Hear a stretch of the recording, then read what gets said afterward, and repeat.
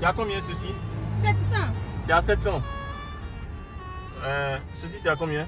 Même prix, monsieur. Même prix aussi. Tout est à 700, c'est ça? Ok, d'accord.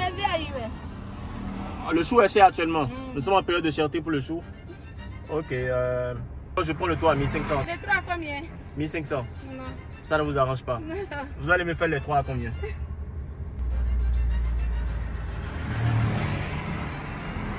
On dit 500, 500 là. Les 3 là, ça fait 1500. Ouais, ça fait 200, 200 là. Amène 2000. 2000 c'est bon. C'est parfait, emballez-moi le.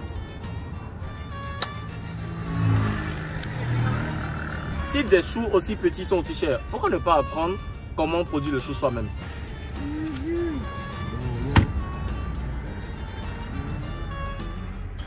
Alors, voici. Merci beaucoup. Je vous en prie, agréable journée. Je vous montre en 3 étapes comment vous pouvez réussir à produire des choux. Des choux qui sont beaux, qui sont gros, qui sont énormes, qui sont vendables, qui sont rentables et surtout des choux qui vont vous permettre de vous positionner dans un marché qui est assez innovant, qui est assez ouvert, surtout dans un marché qui est en perpétuelle croissance. Le secteur de l'agriculture, comme je le dis toujours ici, c'est un secteur où vous êtes quotidiennement sollicité parce que dans un monde de 8 milliards d'habitants où vous mangez le matin, le midi et le soir, comprenez que c'est un monde dans lequel vous avez la possibilité de vous faire de l'argent. Et le secteur de l'agriculture n'est pas un secteur qui vous rendra riche du jour au lendemain si vous êtes paresseux. C'est un secteur qui vous rendra riche dans la durée, surtout si vous prenez le temps de travailler dur, de planifier, d'anticiper et de mettre en place un projet rentable. Bienvenue sur ma chaîne YouTube où je parle d'agriculture, où nous parlons d'entrepreneuriat, nous parlons de planification et de gestion de projet. L'objectif de cette vidéo, ce n'est pas de parler de tous ces thèmes-là, mais c'est de vous montrer en 3 étapes comment vous pouvez réussir à faire la production du chou. La première étape déjà, c'est la pépinière. La deuxième étape, c'est l'étape du repiquage. Et la troisième étape, c'est l'étape de l'entretien. On y va. La première étape que vous devez absolument rester quand vous décidez de mettre en place votre pépinière de chou, c'est de choisir le bon sol. Vous devez vous assurer d'avoir un sol qui soit riche, qui soit meuble, qui soit bien drainé et surtout éviter au maximum les sols qui sont gorgés d'eau et éviter les sols compacts. Pourquoi? Parce que les semences de chou et les plantules de chou ont horreur de l'excès d'eau. Nous sommes ici sur un sol sablonneux que nous allons rapidement remuer pour lui permettre d'être beaucoup plus aéré. Et nous allons maintenant procéder aux différentes étapes qui constituent la première phase au niveau de la pépinière. Alors, muni de mon compagnon de tous les jours, ça c'est mon ordinateur. Qu'est-ce que je fais?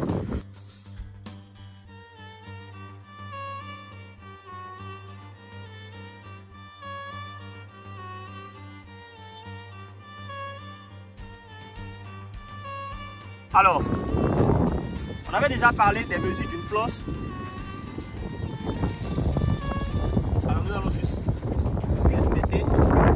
Dites-moi dans les commentaires la largeur que doit avoir une planche et la longueur que doit avoir une planche. Dites-moi dans les commentaires.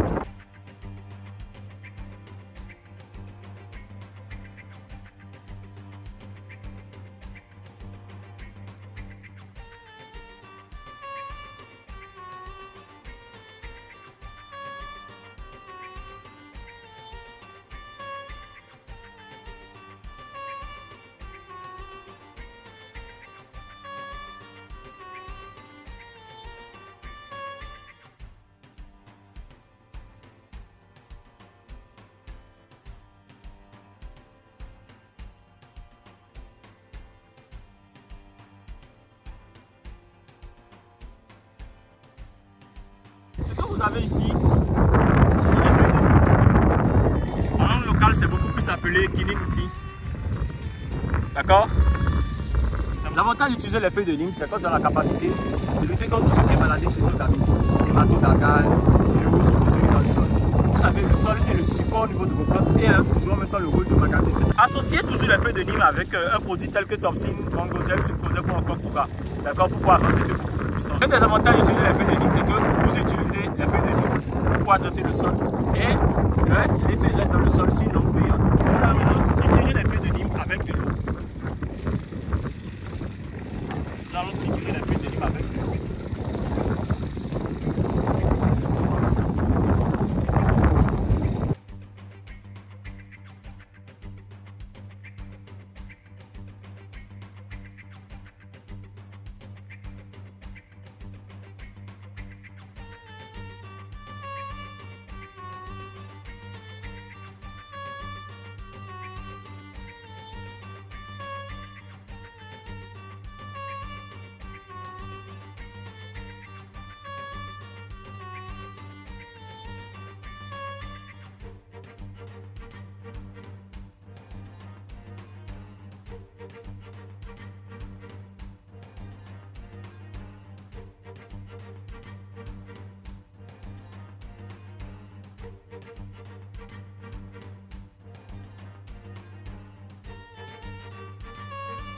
Alors une fois que vous terminez maintenant avec cette étape-là, la prochaine étape c'est le choix maintenant de la variété de choux que vous voulez utiliser pour pouvoir faire dans ce concept.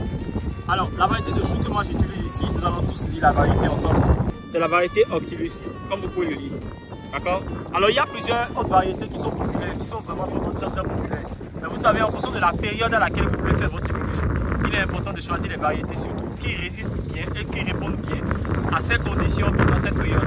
Le climat est un facteur important dans votre production agricole. Et si vous ne prenez pas en compte le climat, vous risquez d'être confronté à d'énormes difficultés. Nous ne sommes pas là pour faire de la publicité. Mais si vous voulez faire votre production de choux en saison pluvieuse, je vous recommande au maximum d'éviter la variété Cacacross. Parce qu'en saison pluvieuse, cette variété-là a une certaine facilité à être contaminée surtout, a une certaine facilité à être attaquée par la teigne, ou par d'autres maladies fongiques et par d'autres maladies qui maladies qui n'entrent pas forcément dans le processus de réussite de votre projet agricole. Alors là, nous avons notre variété, nous avons notre semence. Maintenant, nous allons procéder à quoi? Nous allons procéder à l'ensemencement. Assurez-vous d'avoir des semences dans des contenants qui n'agissent pas sur le taux de germination et sur la levure au niveau des semences. Assurez-vous que les semences ne vous ont pas été livrées dans une bouteille, dans un sachet en plastique ou encore mieux dans un papier carton. C'est très important. Alors je vous montre un peu l'intérieur normalement d'un bon contenant au niveau des semences. Si vous observez à l'intérieur, vous verrez que c'est de l'alu. D'accord, vous verrez que c'est de l'alu. Et c'est une matière qui est très bonne, surtout pour la conservation des semences et surtout pour pouvoir conserver le pouvoir géminatif au niveau de vos semences. Alors plusieurs méthodes au niveau de la pépinière du chou et d'autres spéculations agricoles nous disent que vous devez forcément faire de la pépinière en ligne ou à la volée. Mais l'expérience a montré que pour certaines spéculations, quand vous procédez de cette méthode, vous avez un taux de mortalité qui est très élevé. Vous avez des blocs qui ne sont pas robustes, qui ne sont pas solides et surtout qui ne sont pas bien enfouis. Alors, par quelle méthode nous allons maintenant utiliser pour pouvoir faire la pépinière du chou? Alors, cette méthode-là, je l'applique depuis banalement 2 ans et je peux vous assurer qu'à chaque fois que je l'applique, les résultats que j'observe sont toujours très bons. On a de très bons résultats et surtout, on a des plantes vigoureux qui sont prêts à passer l'étape du répliquage. Alors, en quoi consiste cette méthode-là? Il vous suffit juste de prendre votre doigt, votre index, d'accord? Et vous procédez comme ceci. Alors, vous allez juste faire un petit trou, comme ça, sur la planche.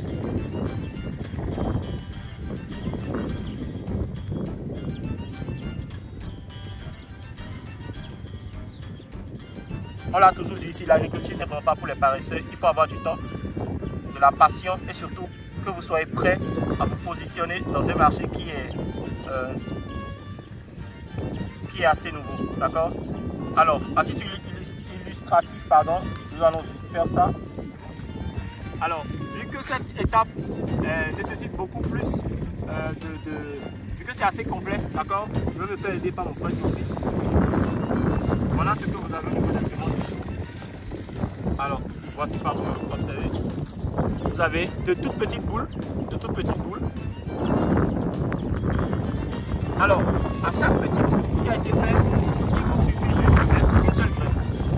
D'accord? Vous mettez une seule graine par bouquet, par mini bouquet.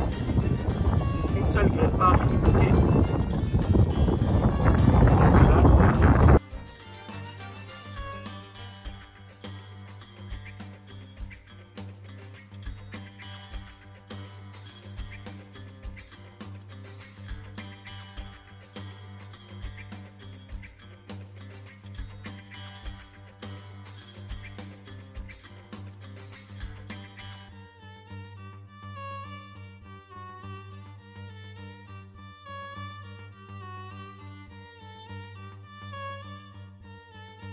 Alors une fois que vous avez fait les mini pokés et que vous avez mis les semences en terre, vous devez maintenant recouvrir ces pokés là d'une fine couche de sable.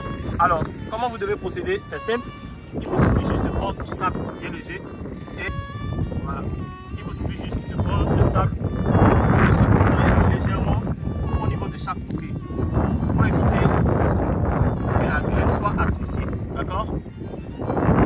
Voilà.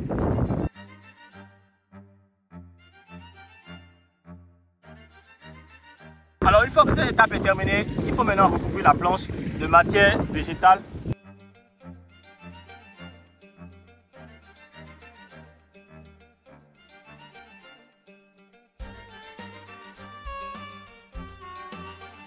Alors nous allons utiliser, observez par vous-même, ce que vous voyez là. Ce sont les racines de basilic, ce qu'on appelle communément tiaïo, que nous avons produit récemment. Donc nous allons utiliser maintenant ces mêmes racines à pouvoir couvrir la planche. Alors, vous les disposez juste sur la planche comme ceci.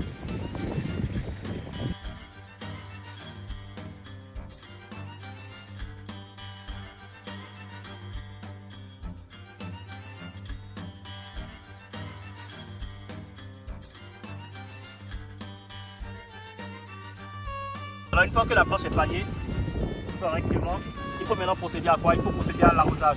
L'arrosage, je dirais que c'est la partie la plus importante, la plus capitale de la réalisation d'une pépinière, parce que si vous mettez des semences en terre et si vous n'arrosez pas, croyez-moi, il n'y aura pas une levée, il n'y aura pas germination. La semence a besoin de 3 facteurs pour pouvoir favoriser sa germination. Il y a déjà la chaleur, il y a la lumière et ensuite il y a l'humidité.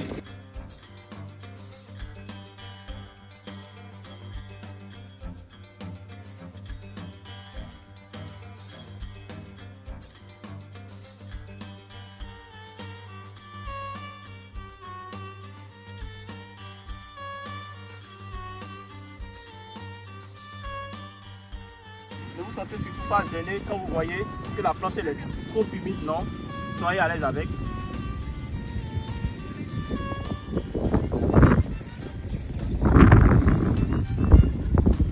Voilà. Alors, je crois que c'est bon comme ça. Et jours après, vous pouvez déjà retirer la paille. Regardez un peu l'état de notre planture de chou.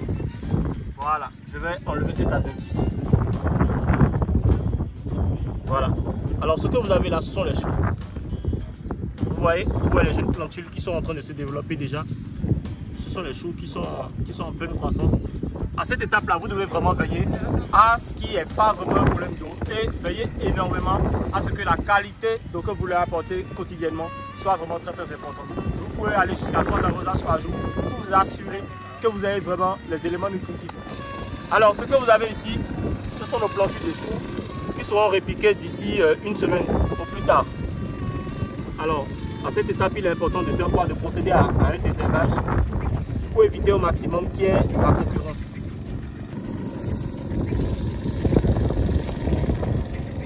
Alors, il est très important, une fois que vous répiquez vos jeunes plants de choux, de veiller vraiment à l'arrosage, d'accord? Comme ce que je suis en train de faire ici.